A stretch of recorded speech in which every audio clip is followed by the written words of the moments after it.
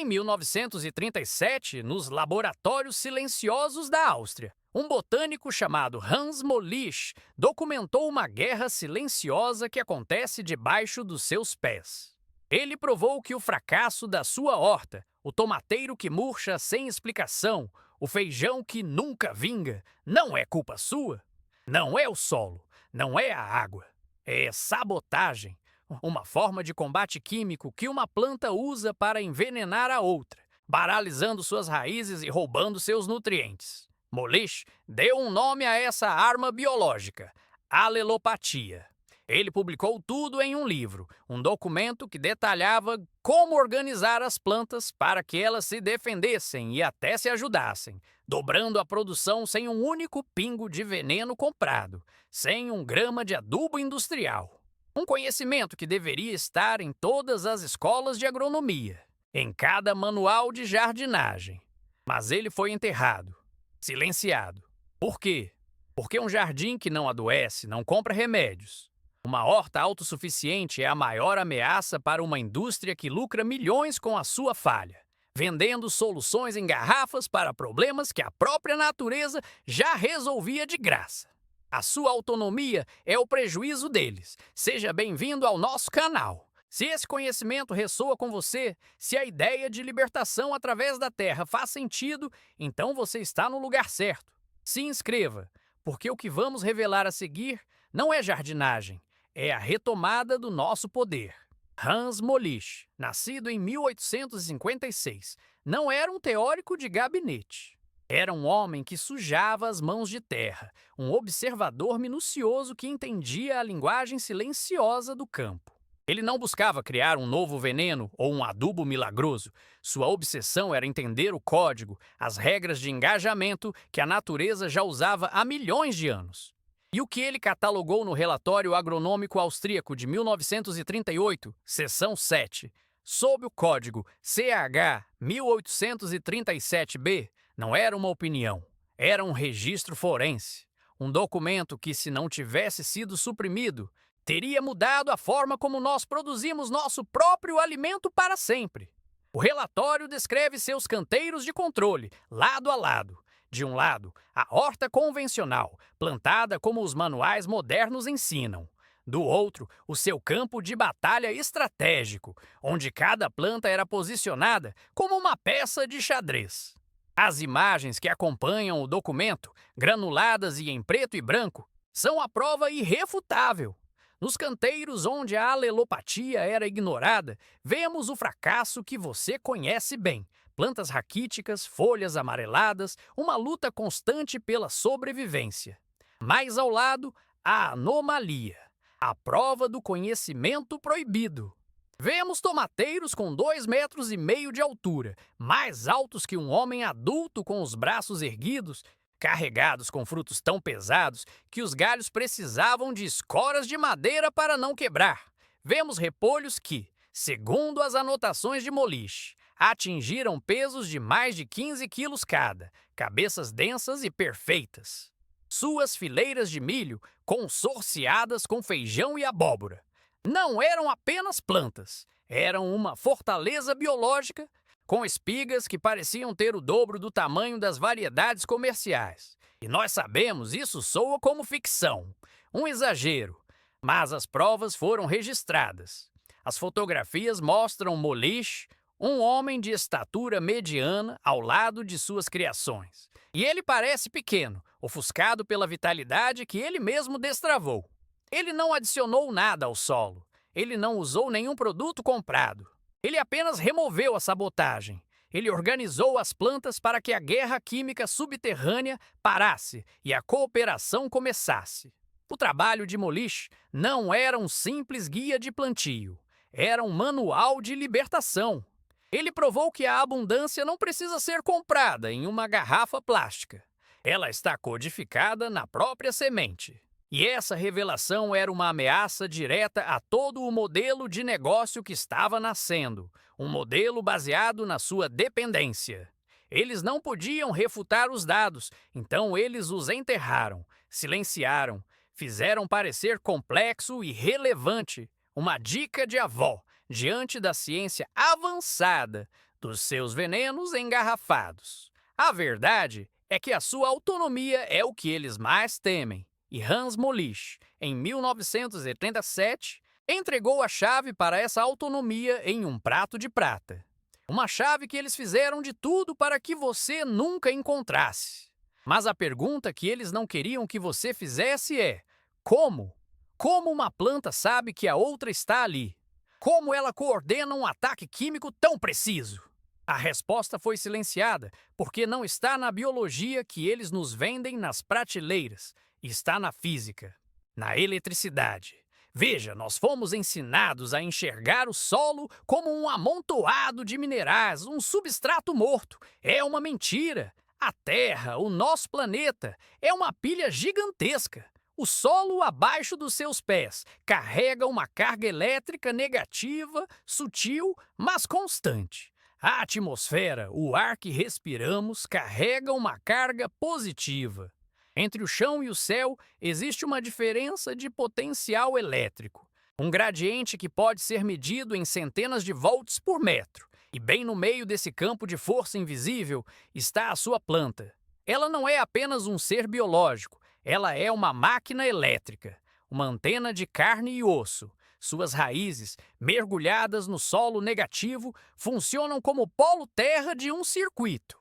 Suas folhas, estendendo-se para o céu positivo, agem como um coletor de íons. Existe um fluxo constante e invisível de energia subindo através do caule, uma corrente elétrica que alimenta cada processo celular. É essa energia que permite a fotossíntese, que transporta a seiva, que comanda o crescimento.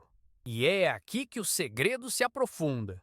A comunicação dentro da planta não é apenas química, ela é elétrica. Assim como o seu sistema nervoso usa impulsos elétricos para enviar uma mensagem do seu cérebro para a sua mão, a planta usa algo chamado potenciais de ação. Quando a raiz de um tomateiro detecta os compostos venenosos liberados pelo funcho, ela não reage lentamente. Ela dispara um sinal elétrico imediato, uma mensagem de alerta que viaja pelo sistema vascular da planta na velocidade de um impulso nervoso. Essa mensagem é um código, uma ordem de comando que diz às células para iniciarem os protocolos de defesa, fechar estômatos, produzir enzimas de bloqueio, ou, no caso de uma planta aliada, acelerar a liberação de substâncias que fortalecem a vizinhança. A guerra química que Molich descreveu é, na verdade, controlada por uma rede de comando e controle elétrica. E agora, a peça final que desmonta toda a indústria. Se a planta é um circuito biológico, sua eficiência é limitada pela condutividade dos seus próprios tecidos. Mas e se pudéssemos melhorar esse circuito? O cobre é um dos materiais mais condutores que existem, milhares de vezes mais eficiente que o tecido de uma planta. Quando você insere uma simples haste de cobre no solo, perto da sua horta, você não está adubando.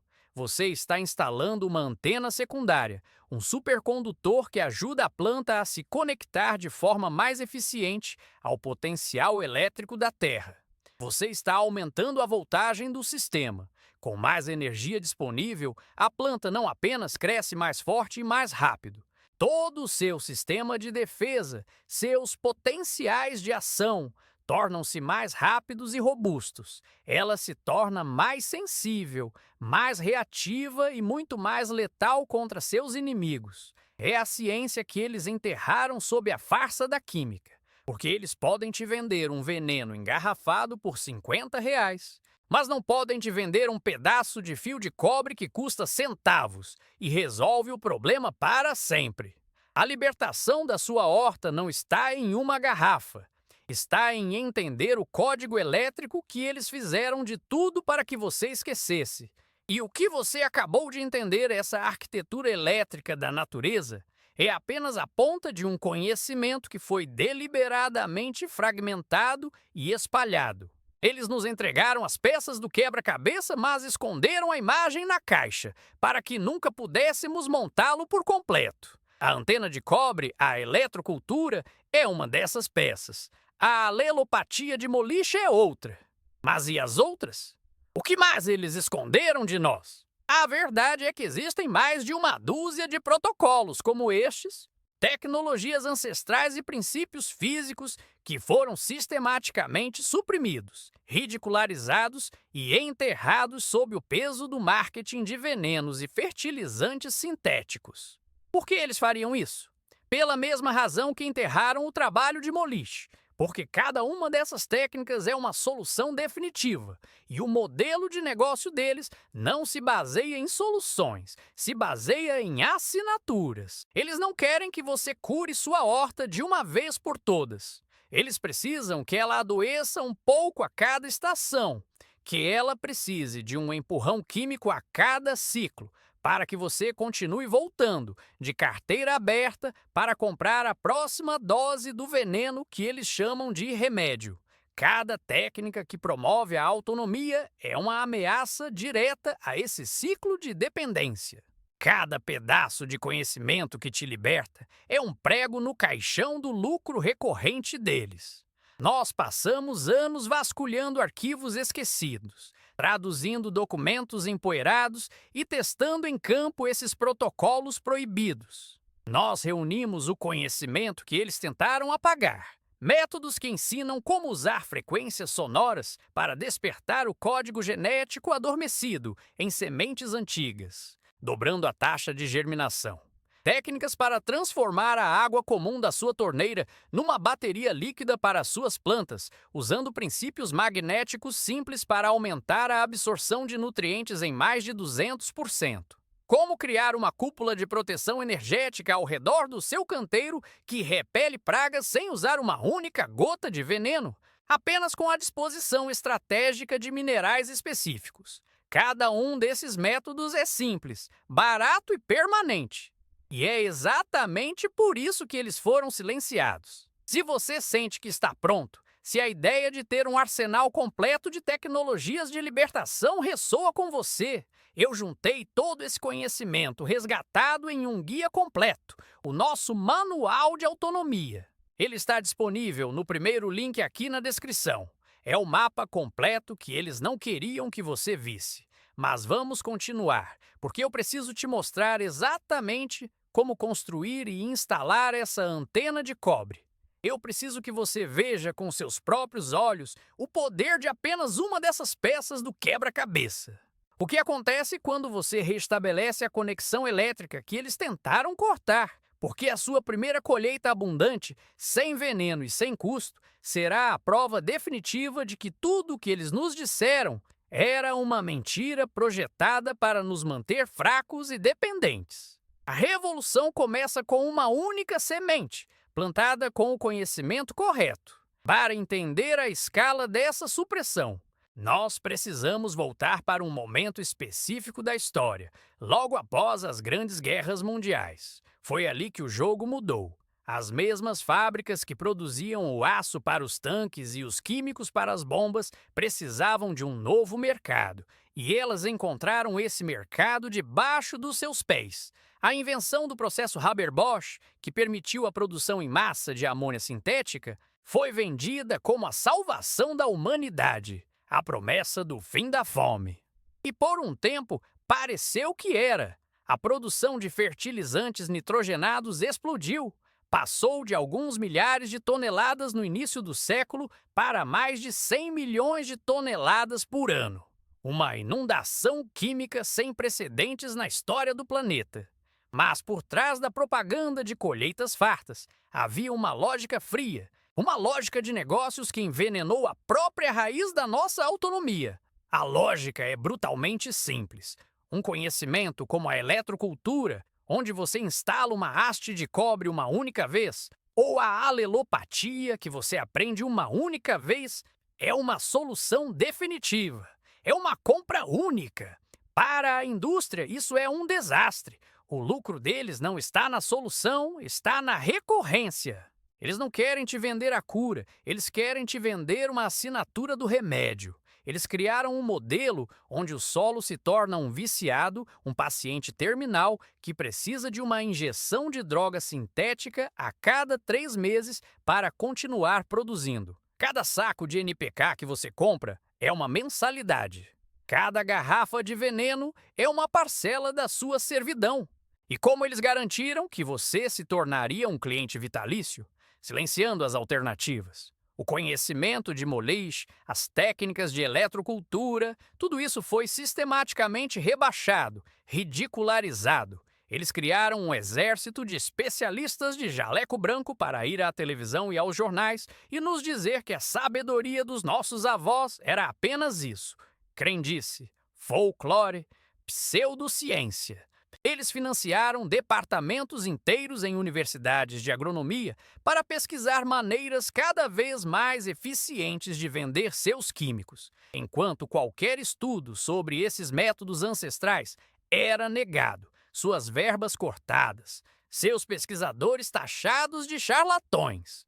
Eles nos convenceram de que a natureza era falha, que o solo era inerte e que a única saída estava em suas fórmulas patenteadas. Eles não venderam apenas um produto, eles venderam uma ideologia de dependência.